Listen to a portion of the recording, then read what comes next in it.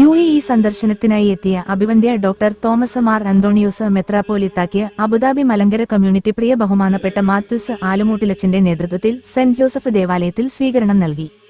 അഭിവന്ദ്യ പിതാവ് Sunday school കുട്ടികളെ കാണുകയും അവരുമായി സംവദിക്കുകയും ചെയ്തു.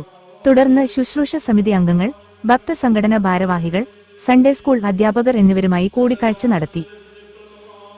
സെന്റ് തെരേസ ദേവാലയത്തിൽ അഭിവന്ദ്യ പിതാവ് അർപ്പിച്ച വിശുദ്ധ കുർബാന മധ്യേ 6 കുട്ടികൾ പിതാവിൽ നിന്നും ആദ്യ കുർബാന സ്വീകരിച്ചു.